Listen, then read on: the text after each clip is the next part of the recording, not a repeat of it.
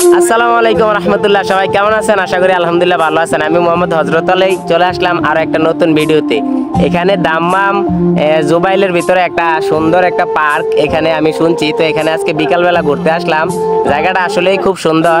তো এইখানে আইসা আমি একজন মানে অচেনা মানুষের সাথে কথা বলার খুব ইচ্ছা ছিল, কিন্তু যাকেই ডাকি দেখি যে মানে আমার ভাষার কারণে চলে যাচ্ছে, মানে ইংলিশও মাফি মালুম, আরবি মাফি মালুম, মানে কথা বলতে পারতাছি না মোট কথা।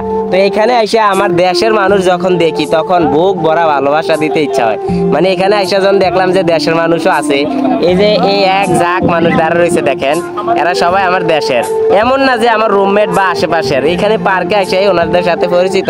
এখন আমরা ওনাদের কিছু ভাইদের সাথে কথা বলি, দেখি। আসসালামু আলাইকুম রহমতুল্লাহ। ভাই আপনার বাসা কোন জায়গায়? নড়াইল, নড়াইল জেলা। আচ্ছা ভাই আপনার বাসা কোন জায়গায়? গোপালগঞ্জ। আচ্ছা ভাই আপনার বাসা কোন জায়গায়? চাঁদপুর কচুয়া থানা। চাঁদপুর কচুয়া থানা। আচ্ছা ভাই আসসালামু আলাইকুম। আপনার বাসা কোন জায়গায় ভাই? নড়াইল জেলা। নড়াইল জেলা।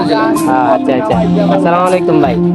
আমার জেলা নড়াইল জেলা। নড়াইল জেলা। ও আচ্ছা, এখানে তাহলে নড়াইল জেলার বেশি মানুষ। আসসালামু আলাইকুম ভাই। আপনার বাড়ি? বরিশাল। বরিশাল, ও আগরজেলা থানা। আচ্ছা ঠিক আছে। তো মানে দেশের মানুষ যখন একটা অপরিচিত শহরে এসে যখন পরিচিত কাউকে দেখি তখন খুব ভালো লাগে। মানে এটা ভাষায় প্রকাশ করার মতন না। তখন সবাইকে আমাদের পরিবারের বললে মনে হয়। যখন দেশে থাকি তখন দেশের মানুষরা দেখলে অপরিচিতই লাগে, কিন্তু যখন অপরিচিত একটা শহরে আসি তখন মনে হয় যে তারা মনে হয় আমার একটা পরিবারের লোক। ঠিক আছে, তো এই সবাই আমাদের জন্য দোয়া করবেন। আমরা বিদেশের মাটিতে আছি, যেন আল্লাহ আমাদেরকে ভালো রাখে, আমরা যেন টাকা ইনকাম করে দেশের উন্নতি করতে পারি ইনশাআল্লাহ। ভালো থাকবেন, সুস্থ থাকবেন। আজকের ভিডিওটা এখানেই শেষ করছি। আসসালামু আলাইকুম রহমতুল্লাহ।